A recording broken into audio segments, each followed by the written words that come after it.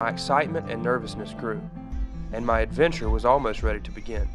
I wondered what obstacles lay ahead, and how I would face them. Each mile traveled, each turn drew me closer to the start of the adventure that I had dreamed about. Getting pretty close now. Finally, it was here, the Appalachian Trail.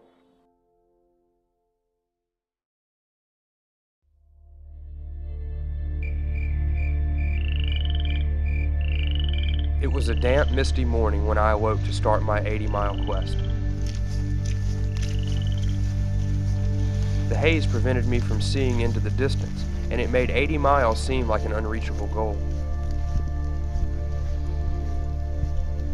I didn't know the physical toll the hike would take on my body, or the mental strain the distance would place me under. But I ventured forward, unsure what lay ahead around the next turn.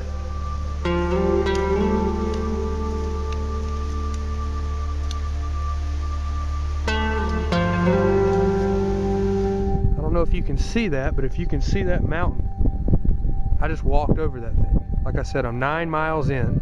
It's about 2:30, and I'm gonna try to get 15 in before the day's done. I was able to complete 14 miles before stopping to set up camp.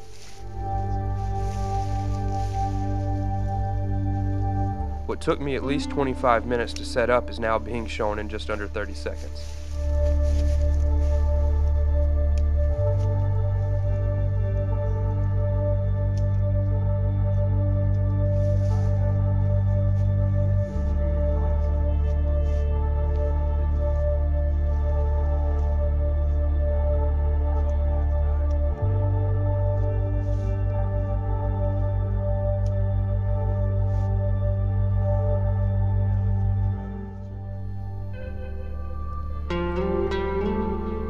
I was tired, yet exhilarated. Day one was complete, and I would be spending my first night on the Appalachian Trail.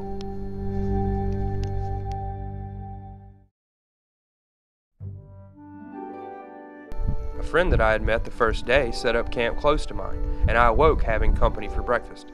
Well, good morning, Jill. Morning. How'd you sleep last night? Okay, was warm at first, and then I had some drips because it rained a lot last night, and my down bag got a little bit wet, but otherwise pretty good. Yeah. So where are you from, Jill? Wyoming. Wyoming? Yeah. Long trip out, huh? Yeah, first we drove up to my parents' home in Spokane, and then we flew out to Wyoming, or to Georgia with the dog. So where do you usually hike in Wyoming? We hike into mountains called the Bighorns, which are basically just across from like Yellowstone, the mountains across from Yellowstone, and the Fire Mountains, which have some wild horses in them, so that's a favorite spot. So. Yeah. Well, what brings you to the AT? Well, a few years ago I heard about the AT, and ever since then I wanted to hike it, and so family decided this year was as good as any. So where are you going? Maine, hopefully. We'll see. Where are you from?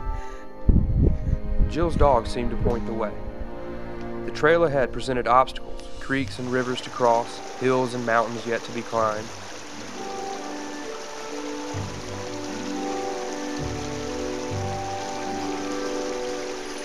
And some of the most beautiful landscape God had placed his hands upon.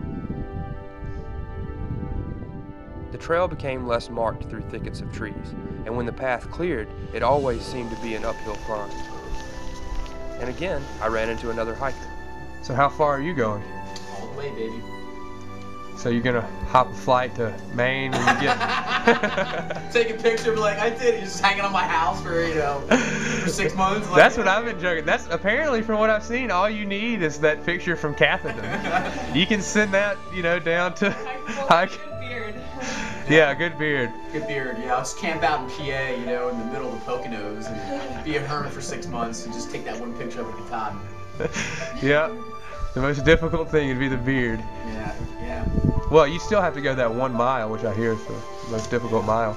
I don't know if you don't make it all the way up there. I don't know if you can make it up that long. Great boulders marked the way, and soon day 2 was complete.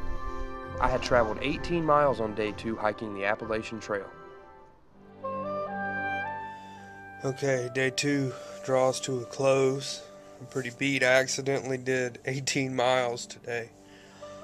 I just couldn't find a suitable campsite until the sun finally started going down. I had to just set up camp and get to sleep.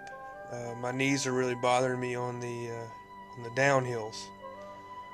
I'm not really sure why. I figured the uphills would be more treacherous, but apparently all that weight coming down on my knees on the downhills, I'm going a lot slower. But I'm beat. 18 miles I think is my max. So day 2 done. A little bit more toward the goal, but man, I'm beat. So good night.